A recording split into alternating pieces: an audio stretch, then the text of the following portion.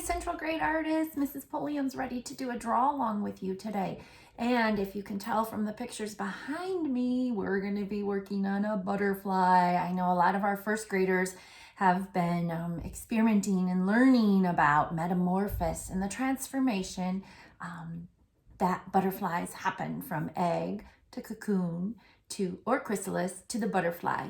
So to get started today, I first want you to see a video all about the artwork that has been sent to me, and we can celebrate some of our fellow artists at Central Grade. So we'll take a look at that video, and then the next video will include all sorts of information about butterflies. So I want you to pay close attention to the shapes and the lines and the colors and the patterns, because we will get a chance to draw one as soon as the videos are done.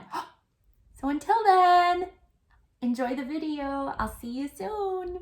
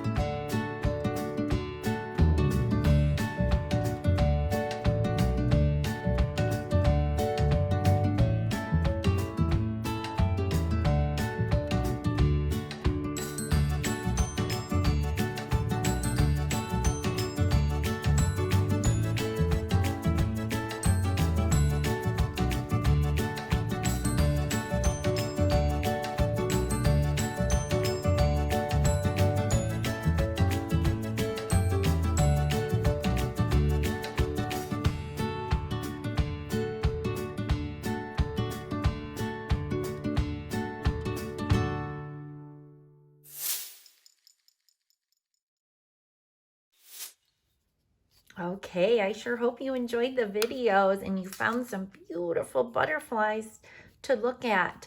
So we're going to get started by drawing our butterfly. And there's a math word we're going to use called symmetry, or the same.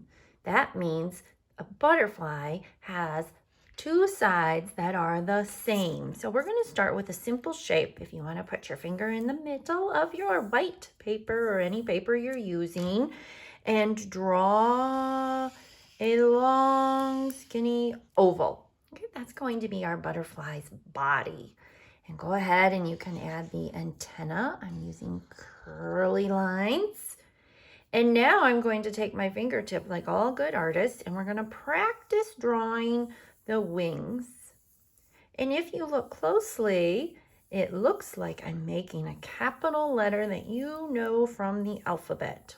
Over and over. Let's try it. I drew it a couple times with my finger. One. It should almost look like a capital letter B, and I'm actually going to draw it right in.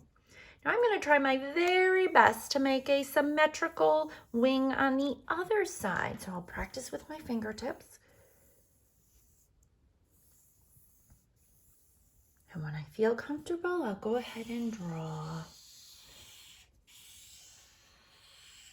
All right, so there's one way. Now another way you can do this is to take your paper, fold it in half, shorthand, crease. All right, and from the fold, so your paper should be laying like a card or a book, then we can draw a letter B. And because I drew half of it, when I take my scissors to cut, you all know the magic. I use that fold to help me. Okay. Now when I open, there you are. Both sides are the same or symmetrical. What a good math term. And all I have to do now is re-outline along the edge and along the edge. So there's two different ways. Now you could save your scraps and you could cut and draw a body and add those, or you could use other paper, but I think I'll just draw it like that. Okay, so let's continue on. I'll go back to this one, and I'm going to draw some lines and shapes to make both sides look the same. So if Mrs. Pulliam draws a curvy line on that side, I'm going to draw a curvy line on this side. If I put a circle on this side, I'll automatically put it on the other side, reinforcing that both sides are the same. That's the beauty of butterflies. And their wings are just amazing. How about some small circles? There's 3. Oh, I can't wait to see how you pattern. All right, let's add a couple more, maybe like a triangle. There we are, a couple more circles. Those are almost like eyes, aren't they? Butterflies use that as a protection against their predators. And if you want to add anything to the body, you can. Now for color, wow, you can use whatever you have at your house. Some of you might have crayons, some of you might have markers, colored pencils, paint, whatever you had to add color. But I'm going to keep in mind both sides are the same. I hope you were able to see the video of the butterflies. Those are actually butterflies we have at our house. So Hannah and Parker were able to observe how those little caterpillars turned into cocoons, and then it took about 2 weeks, and they all recently just released themselves from their chrysalis or cocoon, and they all flew away in our backyard. So that was pretty fun to watch that happen. All right, so you get the idea. Finish your coloring. As always, if you make a picture, have your grown-up email it to Mrs. Pulliam, and I'll use it in the next video. Here's one that I made that I cut out, and then I used my scraps to make the antenna and the body. And I used all crayon on mine. So happy drawing and creating. Enjoy, and send Mrs. Pulliam your pictures.